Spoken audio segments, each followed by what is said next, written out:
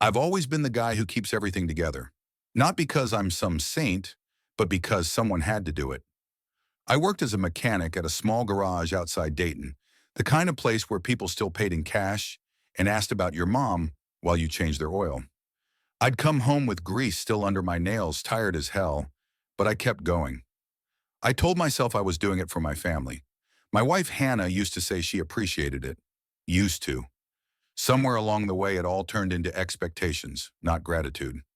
At first, it was small things. Her cousin Travis asking to borrow my truck for a weekend and bringing it back with the tank empty. Her aunt staying with us just until she figures things out, which somehow turned into 3 months.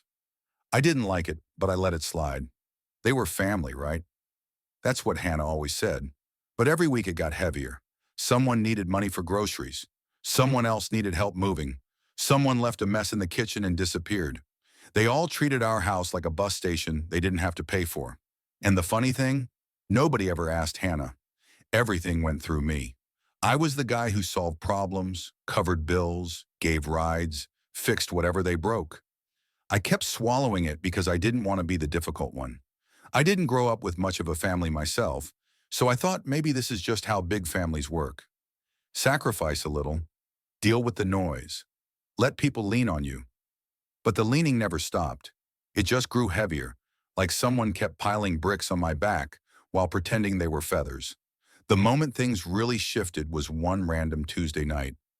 I'd worked a 12-hour shift. My arms hurt, my feet hurt, my head hurt. I came home to a full house. Hannah, her sister's boyfriend, Travis, and her aunt.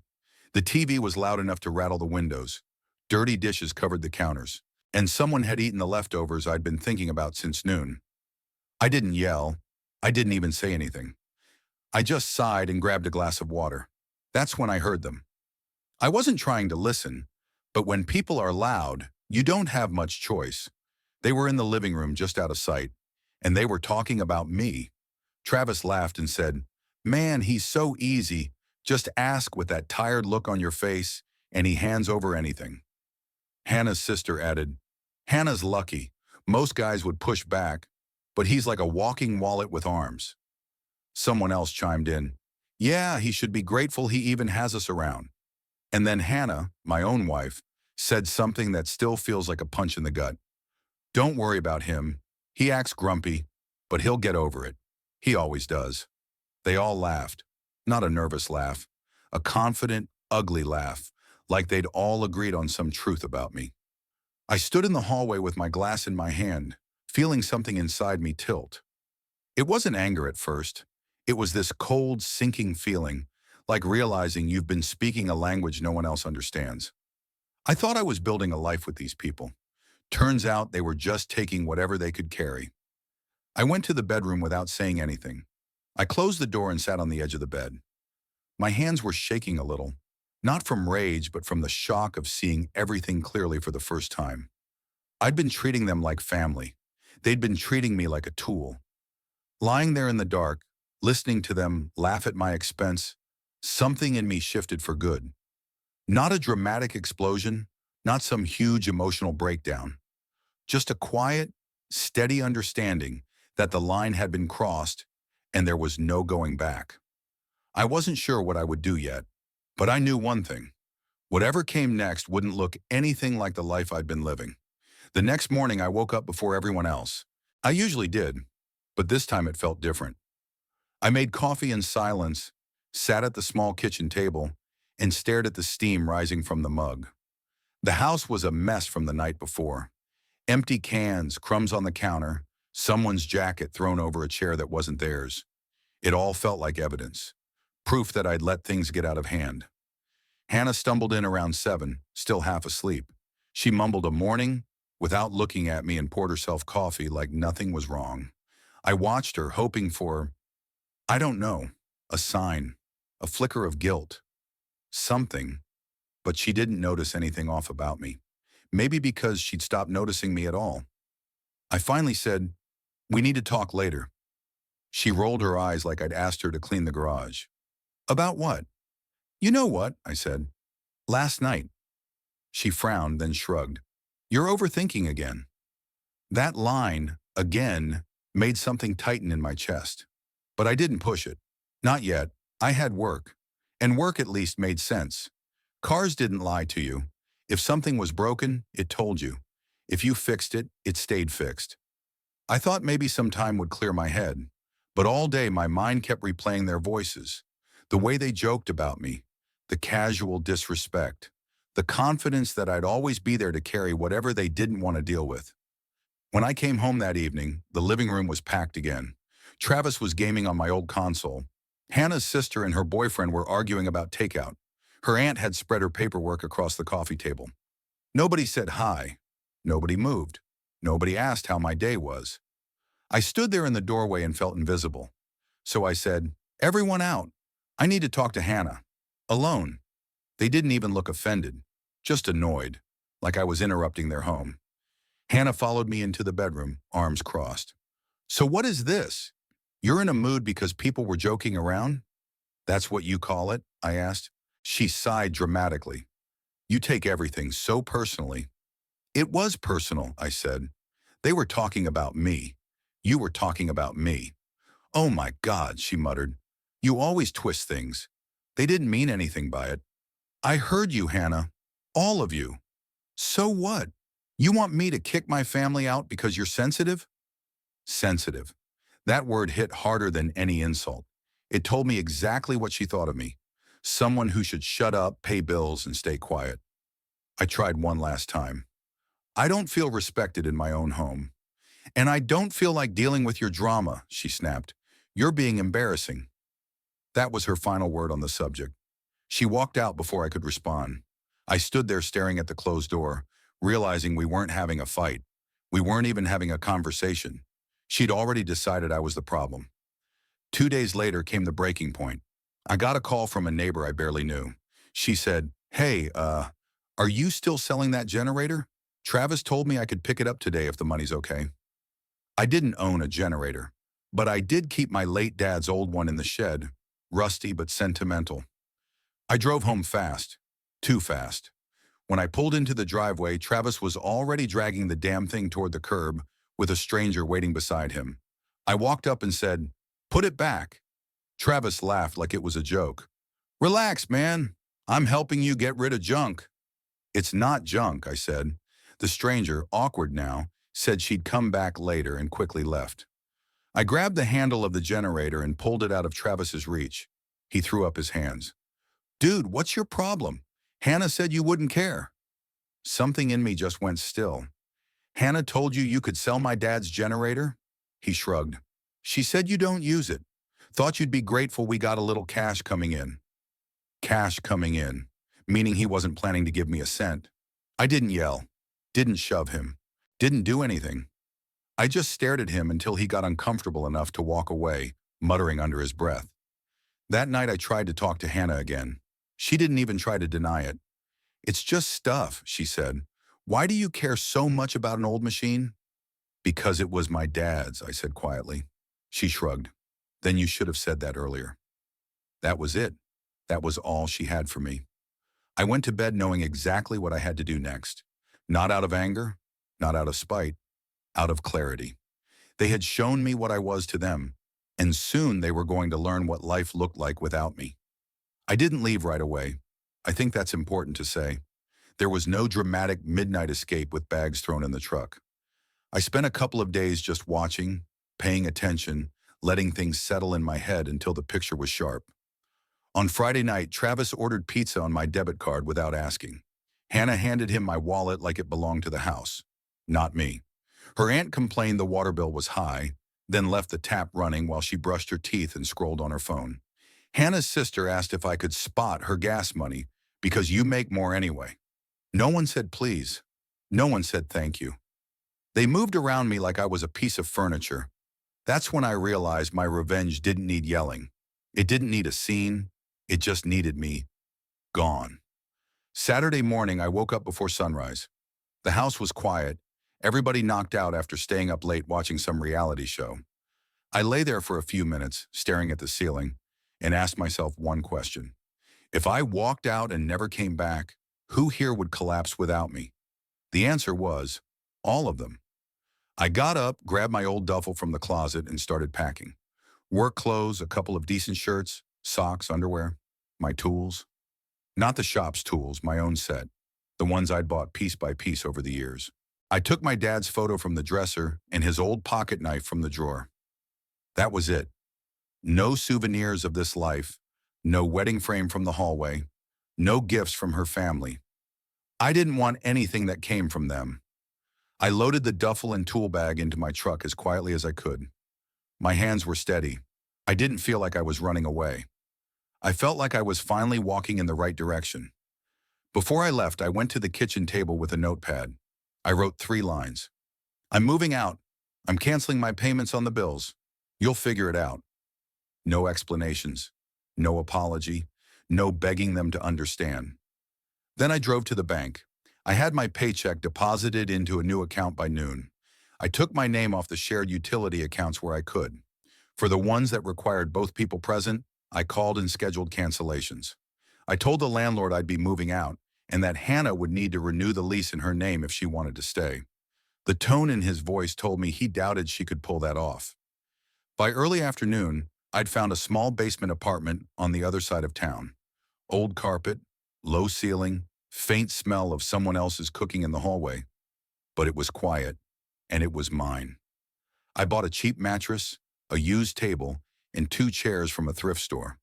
When I set the mattress on the floor and sat on the edge of it, looking around at the bare walls, I felt something I hadn't felt in a long time.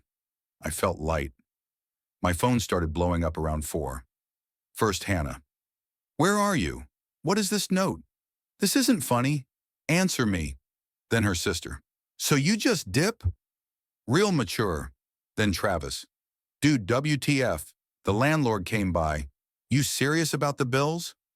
I put the phone on silent and tossed it on the table.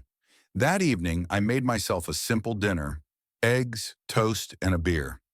No one complained that I used the last of anything. No one left a mess for me to clean. I washed my own plate, wiped my own counter, and sat in the quiet hum of the fridge. Sunday was louder, on the phone anyway. Hannah called again, then sent paragraphs. At first she was angry. How could you do this to me? Then she switched to guilt. You're abandoning your family. Then to desperation.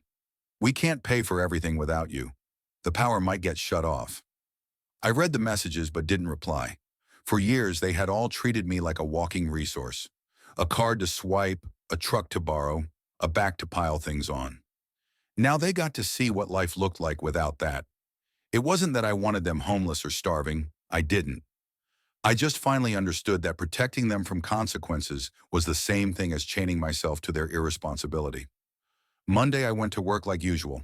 I didn't tell anyone what had happened. I just did my job, changed oil, fixed brakes, checked engines. But I noticed I was breathing easier. I cracked a few jokes with customers. I took my lunch break in the sunlight instead of in my car, with the seat reclined, exhausted. Around noon, Hannah showed up at the shop. She stormed in, eyes red, hair a mess. We need to talk, she snapped. I wiped my hands on a rag, nodded toward the parking lot, and followed her outside. You're ruining my life, she said. No hello. No how are you? The landlord says we have to reapply without you. The electric company is calling. We don't have enough to cover everything. I looked at her and said calmly, then maybe everyone should get jobs, or cut back, or move. Her mouth fell open. You can't just abandon us like this. I didn't abandon you, I said. You all abandoned me a long time ago. I just finally walked out of the building. She had no idea what to say to that. For the first time in years, she looked small. Not because I wanted her to, just because she wasn't standing on my shoulders anymore. I'm not coming back, I said quietly. You'll figure it out. You always do, remember? She stared at me like she didn't recognize the man in front of her. That was the start of my revenge. Not screaming, not destroying anything, just finally refusing to carry what was never mine to carry. A few weeks went by, and life started to feel normal. Not exciting, not magical, just simple. I went to work, came home to my little basement place, cooked my own food, watched whatever I wanted, went to bed when I felt like it. Nobody yelled from the other room. Nobody asked for rides or cash or just this one favor. The quiet that used to scare me turned into something I looked forward to. I heard about the old house mostly through short texts and the occasional call I didn't pick up. The landlord left me a voicemail once, just to confirm the lease had fully shifted to Hannah's name. His tone said everything. He didn't sound confident. One night, maybe a month after I left, my phone buzzed again. This time it was a number I didn't recognize. "Hey, it's Mark. From 2 doors down? Used to see you working on your truck." I remembered him. Older guy, always mowing his lawn. "Yeah," I said. "What's up?" He hesitated. "Things look rough over there, man. Cops showed up last night because of some screaming match. Just figured you should know." I thanked him, hung up, and just sat there at my little table. I wasn't surprised. It made sense. When you remove the one person holding everything together, the cracks don't stay hidden for long. A few days later, Hannah texted, "Can you come by? Just to talk. Please." I stared at the screen for a long time. Part of me wanted to ignore it. Another part of me wanted to see with my own eyes what had changed. In the end, curiosity won. Not revenge, not hope. Just the need to close the book properly. I drove over on a Sunday afternoon. Pulling up to the old house felt strange. The yard was overgrown. Trash bags sat on the porch. One of the front windows had cardboard taped over it. My chest tightened a little, not with guilt, but with a weird mix of sadness and relief. This was what happened when no one took responsibility. I knocked. Hannah opened the door. She looked exhausted. She'd lost weight.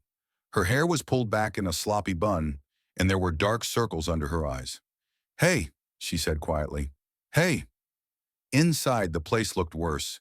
Dishes piled in the sink, clothes draped over chairs, bills scattered across the coffee table, some stamped with red letters. Her aunt was gone. Her sister, too. Travis was on the couch scrolling his phone, but he wouldn't meet my eyes. He looked smaller somehow. Not physically, just deflated. Hannah motioned toward the hallway. "Can we talk in the bedroom?" We went in. Same bed, same dresser. It felt like walking into a museum of a life I didn't live anymore. She shut the door and leaned against it. "We're drowning," she said. "No warm-up this time. No attitude.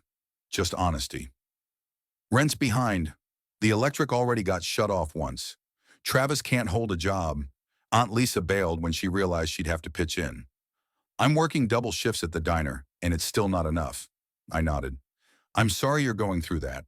She frowned, almost offended. "That's it? You're sorry? What do you want me to say?" I asked. "For years I told you this would happen if nobody stepped up. You all laughed. You called me dramatic, sensitive, a walking wallet with arms, remember?" She flinched at the words. "I didn't mean—" "You did," I said. My voice stayed calm.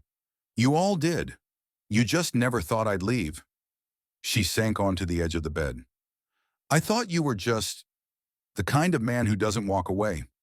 "I am," I said, "from people who actually see me as one." We sat there in silence for a while. I could hear the TV faintly in the living room, some game show humming in the background of our conversation. "I want you to come back," she said finally. "We can fix this. I'll set boundaries with them. I'll make them pay rent. Hannah," I cut in gently, "you won't. You had years to do that. I begged you to do that. You chose them every time." Her eyes filled with tears. "So that's it?